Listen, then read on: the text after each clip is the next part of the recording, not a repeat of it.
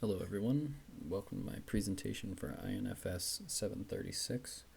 My name is Travis Olinger and today I'm going to be talking about Shodan. So just a little background on Shodan here.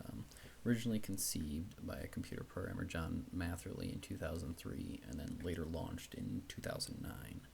And then obviously some of you might recognize Shodan, the name, from it's actually a reference to System Shock, the video game series. It's based on a character from in there. Obviously, the picture there on the right. And so, what is Shodan?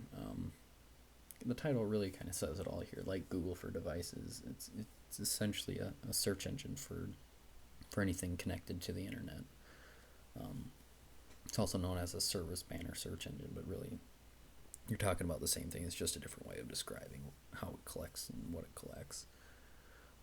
So the types of things you can find include routers, servers, webcams, iPads, traffic lights, SCADA systems, etc. I mean, the list really, it could be anything, and it's all kinds of crazy stuff you can find with this. That's really kind of what makes it a little frightening. So how does it work? Most of the data is really collected over just plain old HTTP and port 80. The majority is anyway, and then it also collects some on over FTP, SSH, and Telnet, and then some of it comes over port 161, which is SNMP, which is just a common device management port, and then also over 5060, which is SIP, which is commonly used in VoIP. But still, the majority of it that you'll see is just it's collected over HTTP. So some kind of in the news stuff.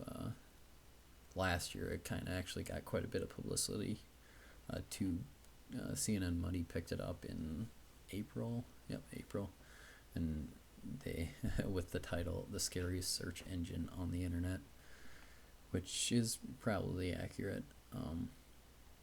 People don't, or I guess John Matherly, the quote that they took from him is, "When people don't see stuff on Google, they think no one can find it," and that's not true.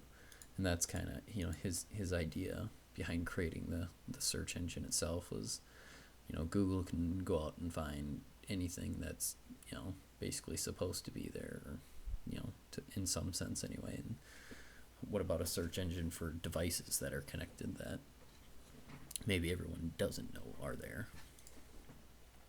So it's a pretty good article. But then a little more frightening article, I guess Forbes did one last year in September.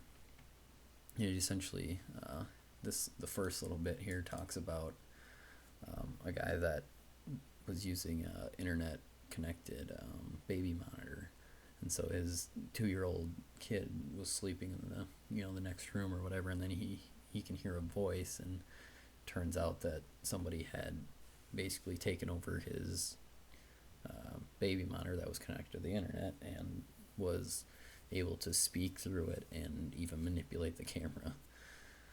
So just a little kind of scary story there about people not knowing, but there's certainly other scary stories out there, because as we'll see in a few minutes here.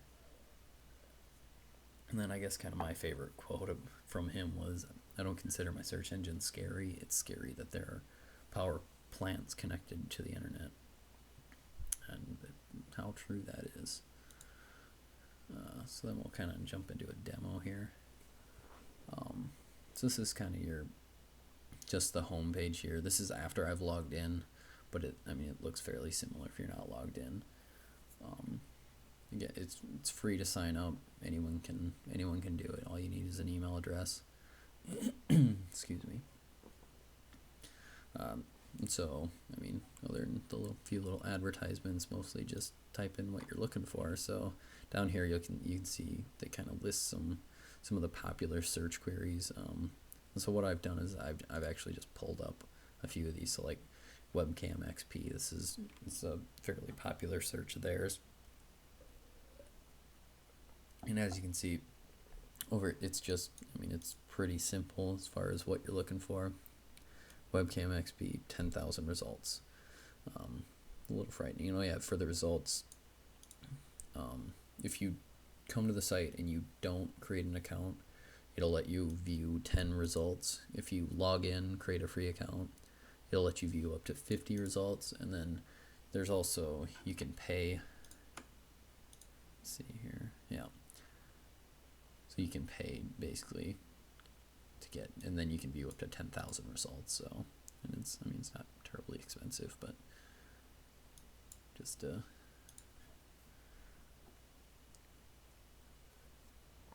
okay, so then we're looking at the results here. Webcam XP. So, I mean, you can see over here, gives you kind of the details, and actually, if you click on them, that one. So there's, I mean, that's some. This is, where was this one? This is in Germany. So this is just somebody's webcam in Germany. Outside anyway, but yeah. So you can, and then you can click further, kind of. So it's in Germany. Gives you latitude, longitude, even. The different things that it's actually pinging the device on, and see, let's see, what else does it tell you here? I mean, it gives you the full, all your packet information here. So yeah, that's the first one, and obviously we were able to connect. So that's one of 10,092 available. This one here is looking for admin 123. So what do we get here? 50,000 almost results for that. We're trying not to click around too many. I think, with webcams it's fairly harmless, but I don't want to be clicking on into too many things here. So, but obviously, kind of can see that the results are from all over the world. It's not strictly United States or anything like that. It's everywhere. Let's see. So this is another webcam one. It's looking for a D-Link internet camera, and then a status of 200 or okay. Only about 214 of these, so could probably find some pretty interesting stuff if you click through here. This is looking for the phrase default password. Not necessarily default password, but I mean it's looking for the phrase default password. So 5,300 of those, and then obviously on the left here we can filter based on different things. Let's go over here. We got searching for iPads. So there's 468 iPads just connected and wide open for anyone to get to. Pretty interesting. I mean, look at all the network. I mean, allow all these different things. Makes you think that this might be set up for this. Branch equals foo. Anyway, so then, so I mean, not like that was a hard thing anyway, but then, so really, could it be any easier? Well, apparently yes. So a lot of people have probably heard of Search Diggity, offered through Bishop Fox here. It's commonly used, I mean, it's probably most notable for its use in Google hacking and Bing hacking.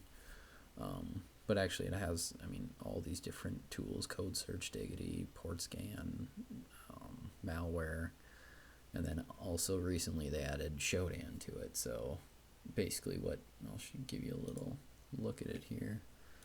This is Search Diggity, has Google and all the ones we listed there, and then Shodan over here. This requires you to create an account on their site, but it's free, and then it just has all these. I think it's 160 or 160 something free queries that are all ready to go. All you have to do is click and scan. And so there's all those ones. Let's see. The webcams are always kind of fun. So scan. 'Let it go at it, and there we are. these are all just, so I mean, it's the same thing, it's just, it made it even easier. And actually, it gives you a little more, I mean, it doesn't give you more granularity, it just makes it easier to get more granular. Let's see, oh yeah, this one's especially scary. SCADA systems. And then actually, oh yeah, that one there we saw for a second, UMN. Earlier I was seeing, oh yeah, some North Dakota, UND, North Dakota. I mean, so it really kind of makes you wonder what some of these things are. And Minneapolis. Yeah, routers. I mean, all this different stuff. And let's search diggity anyone. I mean, you don't have to have really any knowledge on what you're doing and you could find this stuff. So anyway, yeah, I encourage everyone to go out and check out Shodan and search diggity. The Shodan section of it, I guess.